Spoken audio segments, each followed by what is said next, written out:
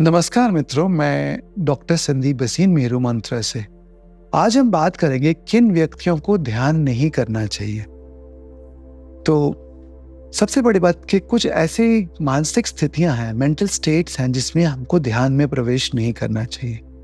तो आइए देखते हैं ऐसी क्या स्थितियां हैं। ऐसे कई मनोरोग हैं, ऐसी कई साइकेट्रिक कंडीशंस हैं जिसमें हम ध्यान को करना सही नहीं मानते हैं।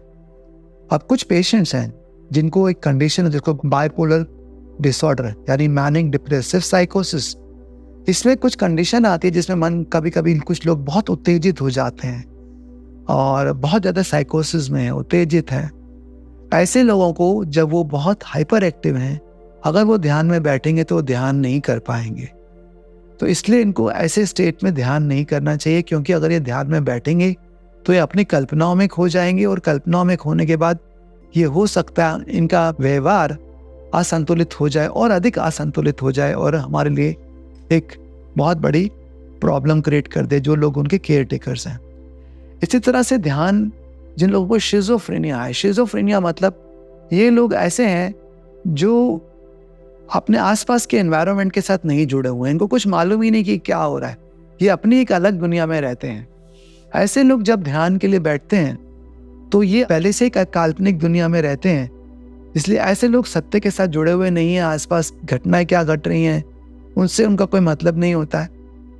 तो शिज़ोफ्रेनिक लोगों को हम ध्यान ना करने के लिए बोलते हैं, बिकॉज अगर ये ध्यान में बैठते हैं तो इनका जो माइंड है ये एक अलग ही वर्ल्ड में जा सकता है जो फर्दर प्रॉब्लम्स क्रिएट कर सकता है।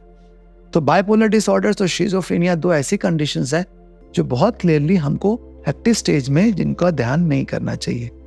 ऐसे ही पोस्ट ट्रॉमा स्ट्रेस डिसऑर्डर, अगर किसी को बहुत ज़्यादा ट्रॉमेटिक सिचुएशन है, जीवन में कोई दुर्घटना घटी, कोई ऐसा घटना हो गया जिससे उनका मन को बहुत ठेस पहुंची हो, किसी की मृत्यु या फिर कोई उनके साथ ऐसा व्यवहार करे जो सही नहीं है, जिसको अभद्र व्यवहार बोल सकते हैं, या फिर इम्प्रॉपर बिहेवियर, तो और उससे उनको बहुत ठेस पहुंची हो, या जीवन में एक बहुत बड़ी कोई दुर्घटना घट गई हो जिसको हम ट्रॉमा बोलते हैं, मेंटल ट्रॉमा।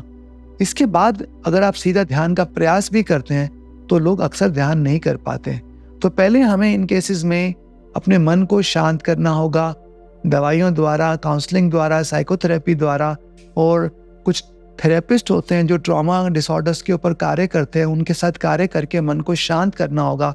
एक बार जब हम मन को शांत कर पाते हैं, स्थिर कर पाते हैं, तो फिर हम ध्यान में गहरा उतर सकते हैं, उससे पहले नहीं। तो पोस्ट ट्रॉमा स्ट्रेस डिसऑर्डर के अंदर भी हमको ध्यान में सीधा नहीं उतरना चाहिए, पहले हमें मन को शांत करना चाहिए, उसके बाद ही हमें ध्यान की सहायता लेनी चाहिए। तो इसी तरह से कुछ कंडीशंस हैं जैसे जिनको एपिलेप्सी है, मिर्गी का दौरा पड़ता है, मानसिक ऐसी कुछ घटनाएं हैं ब्रेन की, और ऐसे कंडीशन को जहाँ पर दौरा पड़ता हो, मिर्गी पड़ती हो, हम ऐसे लोगों को हाइपर वेंटिलेशन यानी कि प्राणायाम एक बहुत ही रिस्ट्रिक्टेड वे में करने के लिए एडवाइस करेंगे। इनको बहुत अनरिस्ट्रिक्टेड प्राणायाम या ध्यान नहीं करना चाहिए, क्योंकि ध्यान में भी इनको कभी ना कभी एपिलेप्सी प्रेसिपिटेट हो सकती है। तो इन बातों को हमें ध्यान में रखना है। अब जो बात हम समझ पाए कि कुछ मेंटल स्टेट है जिनमें साइकोसिस है और वो अपने सत्य के साथ जुड़े हुए नहीं है, अपनी अलग ही दुनिया में है, ऐसे लोगों को बड़े ध्यान सावधानी के साथ उसमें प्रवेश करना चाहिए। हो सके तो साथ में कोई टीचर हो जो उनको गाइड कर सके, ताकि वो अपनी अलग दुनिया में ना खो जाएं। इन सब बातों को ध्यान में रखते हुए मैं डॉक्टर संदीप भसीन मेरू मंत्रा से